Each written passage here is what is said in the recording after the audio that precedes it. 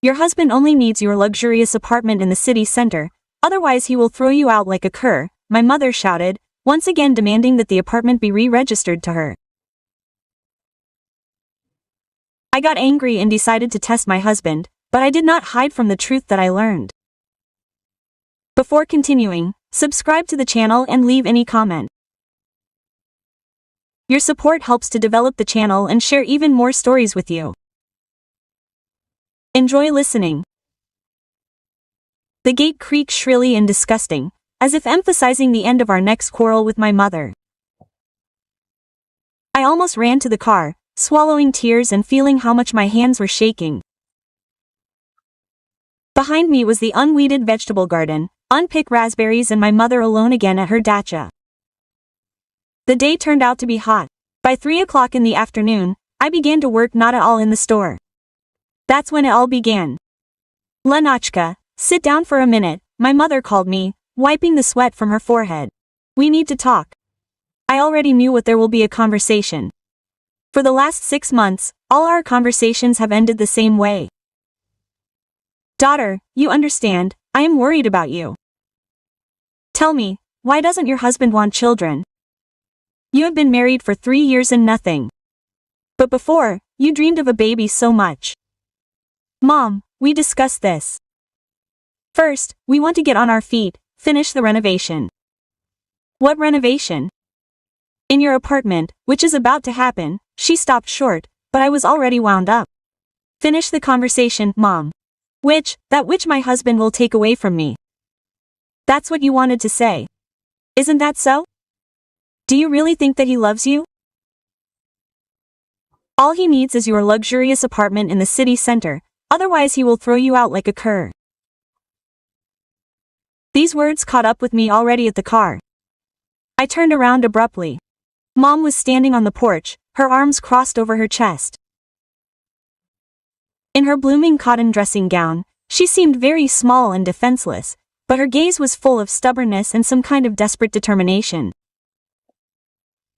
Mom, stop. You chose him yourself. Remember, you said that he was so decent, so reliable. That's right, he seemed decent, and now what? He sits at home all day, supposedly working. Normal men go to the office. Yes, I interrupted. Do you know how much he earns from his remote work? We went on vacation twice a year. He's about to squander your money, and your apartment will fly away before you know it. He'll fool you and leave you. Brainless, I repeat for the 1,000th time, you have to transfer the apartment to me before it's too late, otherwise you'll end up living under a bridge before you know it. I'm a mother, I won't give you bad advice. I looked my mother in the eyes. 3 years ago, everything was different. We weren't just mother and daughter, we were best friends. She was the first to know all my secrets. We chatted on the phone for hours, we went to sales together. When I met Andre, my mother was as happy for me as anyone else. So serious, she said then, and kind eyes. A man for life. After the wedding, her attitude towards her newly made son-in-law suddenly began to change. At first, these were trifles. A displeased look when Andre did not finish her signature pie, a remark that he spent too much time at the computer. Then the Pryoks began to have more and more criticism of the son-in-law's work, hints at his supposedly cool attitude towards me. And now this obsession with the apartment has appeared. Andre tried to stay away from our conflicts. I don't want to be a bone of contention, he said. This is your relationship with your mother. I should not interfere. At my request, my husband reduced communication with his mother-in-law to a minimum, showed up at family celebrations and immediately left. I started the engine, looking at the summer house for the last time. I remembered my mom and I sitting on the veranda drinking tea with apricot jam and having heartfelt conversations until dawn. Her warm hands on my shoulders. Where did it all go? Len, maybe you'll stay? Mom's voice came from afar. I'll bake a pie. Your favorite, with apples and cinnamon. Sorry, Mom, I can't stay here anymore. I shook my head and drove off. Her lonely figure flashed in the rearview mirror. My heart sank with pain, but I couldn't go back. Everything inside me was boiling with resentment and anger. Only when I pulled out onto the highway did I realize I was crying. Mom's words about Andre were stuck in my head like poisoned needles. I had never doubted my husband before, but now what if there was some truth in her fears? What if I really was missing something important? I returned home at 6 o'clock. Andre was not there. The apartment was echoing silent, broken only by the ticking of the clock. I habitually touched its body, as I always did when passing by. For some reason, this gesture calmed me down. Reminded me of the times when everything was simple and clear.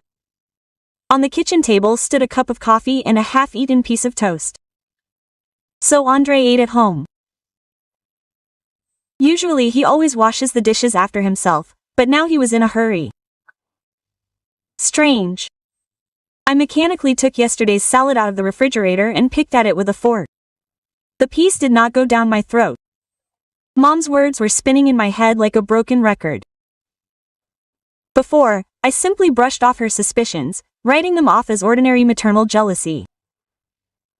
But today something was different. I decided not to wind myself up and reached for the phone.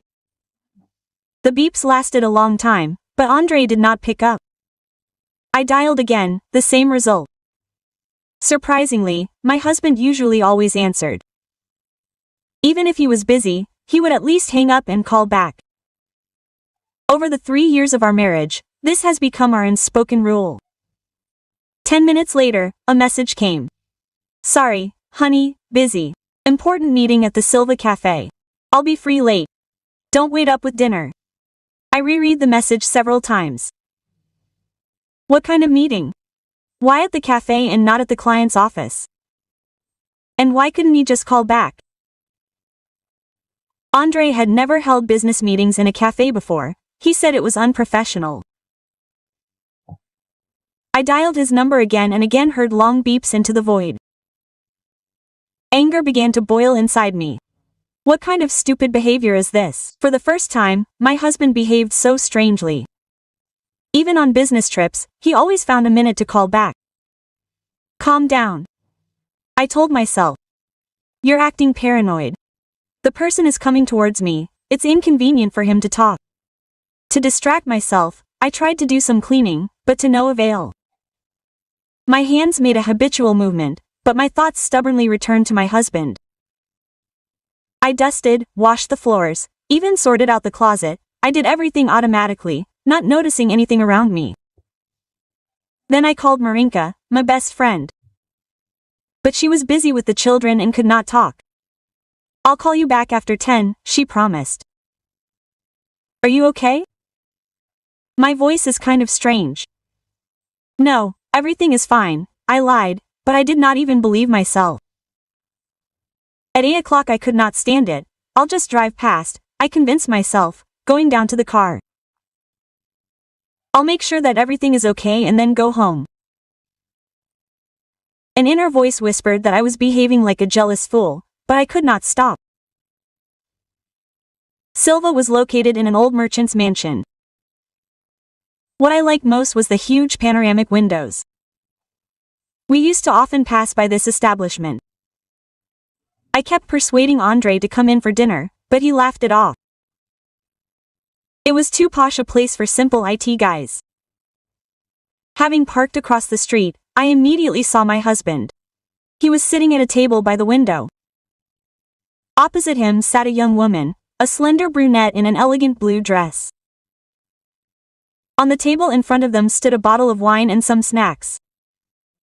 I froze, unable to look away. They were talking animatedly about something. Andre kept laughing. The stranger was showing him something on her phone, moving very close, and he was watching intently, his head tilted to her shoulder. Their faces were so close to each other. The picture before my eyes swam, so this is what it was like. An important meeting. That's why he didn't pick up the phone. That's why he never wanted to go into this cafe with me. My head started buzzing. Mom's words sounded with renewed vigor. Do you think he loves you? I stood there, clutching the steering wheel and unable to move. And in the panoramic window of the cafe, as if in a frame from a movie, my husband continued to smile at a beautiful stranger in a blue dress. I don't remember how I ended up inside the cafe. It seems that the maître was trying to ask something, but I rushed past him like a hurricane.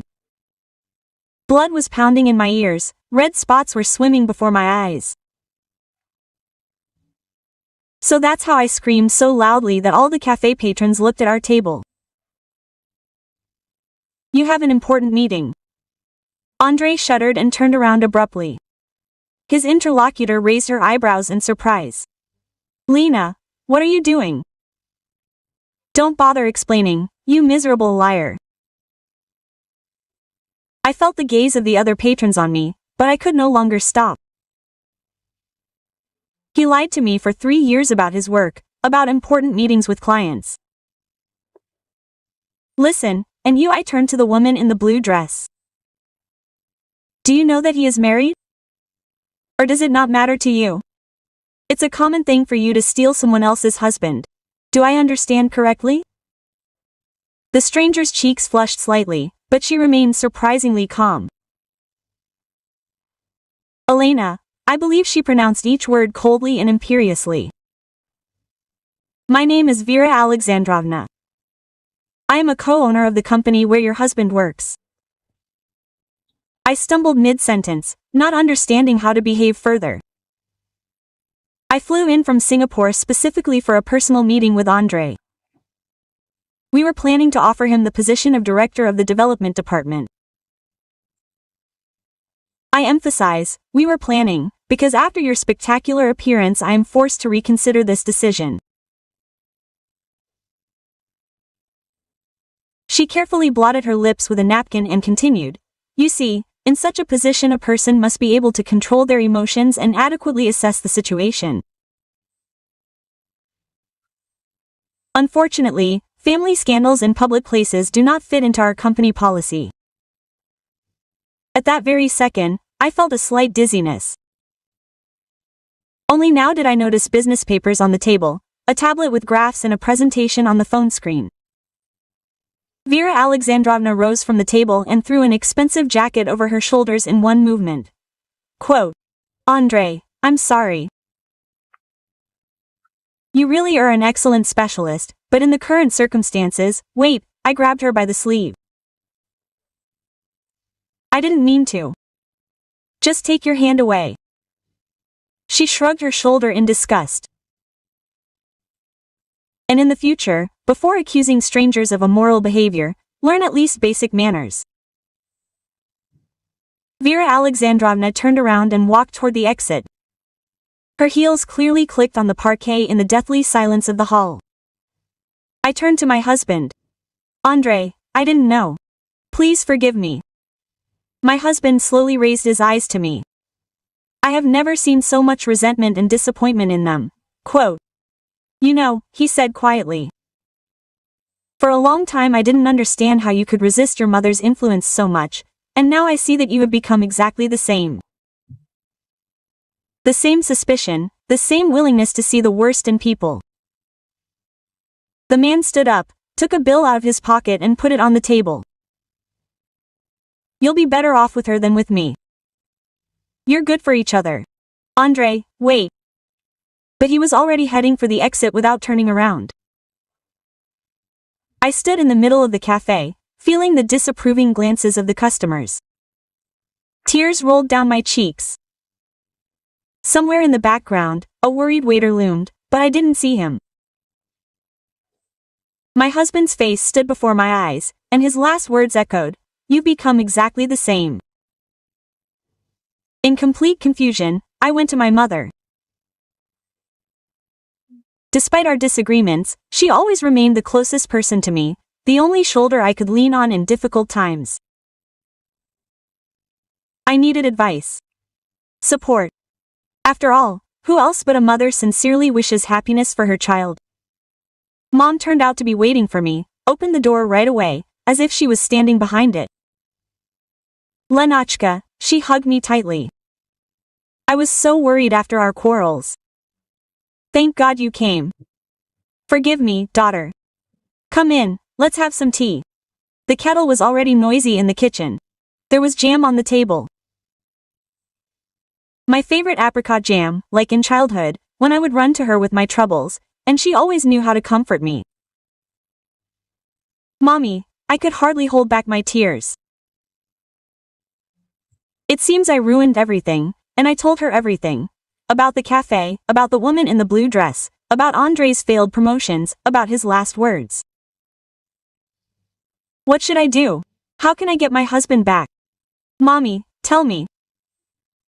Mom listened silently, stirring her tea with a spoon, and then suddenly smiled. Daughter, this is wonderful. Everything that happens is for the best. So, you were not destined to be together. Why couldn't I believe my ears? Just don't get worked up. These are just the first emotions. In a month, you won't even remember his name. We broke up, fate says. I'll help you with the divorce, I know a good lawyer. Mom, you don't understand. I don't want to get divorced. I love my husband. Love? The woman snorted discontentedly. There is no love. All men are the same, daughter. Do you think your father was different? They all betray sooner or later. The best thing a man can do for a woman is to get out of her life. You see, darling, you and I can do just fine together. Why do we need anyone else? We'll rent out the apartment, we'll go to the sea next summer. And I looked at my mother and didn't recognize her. We'll get a cat, we'll go to the country on weekends. Remember how good it used to be? Just you and me. And suddenly it dawned on me. It wasn't about the apartment or Andre. All this time, my mother had been methodically destroying my marriage, not for any mercenary reasons. She just wanted to get me back. Mom, my voice was shaking. You did this on purpose, did? All these hints, suspicions. Were you deliberately trying to set Andre and me against each other? She fell silent mid-sentence, and this silence was more eloquent than any confession. Lord, I got up from the table. How could you? You are a mother, you should have wished me happiness. And I do. The woman also jumped up. Do you think you will be happy with him? He is enough. I almost screamed. You are selfish, you destroyed my marriage because you were lonely. You poisoned me with your suspicion, your fantasies, turned me into a copy of yourself. Lena, no, Mom, I will not become like you. I will not live in a fantasy world where everyone around is an enemy. And I will not allow you to manipulate me for your convenience. I grabbed my bag and headed for the exit. Do you know what the worst thing is? I came to you for support. I thought you would help fix everything.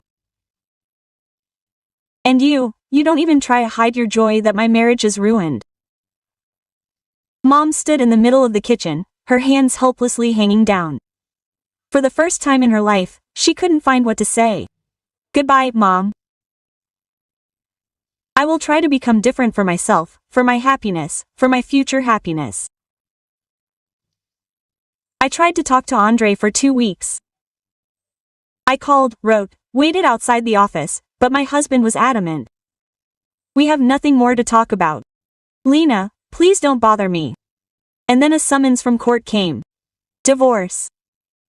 I sat in the kitchen, holding the official form in my hands, and felt my world finally collapsing. My head was spinning, nausea rose in my throat. I attributed it to stress, but a couple of days later my condition only worsened. Marinka insisted on visiting the doctor. Congratulations, the doctor smiled after the examination. 6 weeks pregnant. I burst into tears right there in the office. I cried from happiness, from despair, from fear. All at once, baby.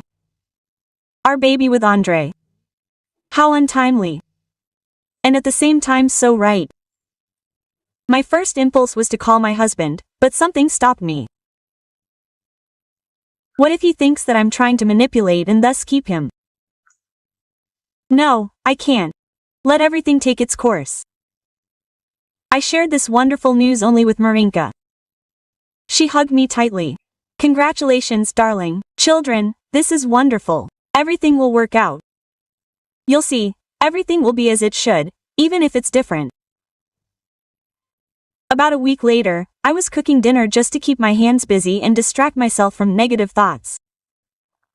It was getting dark outside, drizzling rain. Suddenly the key turned in the lock. My heart stopped. Andre was probably getting his things. My husband stopped right in the hallway and looked at me questioningly. Why didn't you tell me? About what? I knew perfectly well what he was talking about, but I was afraid to believe him. About the baby, Len. Why am I finding out about your pregnancy from a stranger? Why do you always think for me, decide what I will think and how I will react? I was silent, afraid to scare away the moment. You know, Tisha's husband continued. When Marinka called, I thought for a long time, thought about you, about us, about how we met, how you laughed at my stupid jokes, and now we will have a child. Perhaps this is a sign. Maybe we will try again. And will you be able to forgive me? Will you be able to truly trust me again? I will learn again, day after day. I am ready to try, if you are ready too. I will never promise again, my husband interrupted me. Just be yourself, the girl I fell in love with. She knew how to be sincere. Timishka was born on a spring morning, a strong, loud-voiced boy. When we were discharged from the hospital, the first thing I saw was Andre's happy face, and next to him was a tearful mother with a huge bouquet of flowers. Lenachka, she came up to me and took my hand. Forgive me, I understood everything. I promise that I will never interfere in your family again. I can just be a grandmother, a real loving grandmother. I looked at Andre. He nodded slightly. Of course, Mom, just remember that Timishka has a dad, the best dad in the world. She nodded very often, clutching a bouquet to her chest. I know, my daughter, now I know. Timishka fidgeted in his diaper. We all involuntarily turned to him. He was so little, but he had already managed to do what we adults could not. He taught us to trust each other again. Andre took my hand and quietly said, "Thank you for what? For being stronger than your fears. For not becoming like him." He stopped short. Like Mom, I smiled. You know, she can also change for the sake of her grandson, for the sake of the family, he corrected and kissed me. The spring sun was shining outside the window. Life was starting anew. Life in which there was only room for trust, love and forgiveness.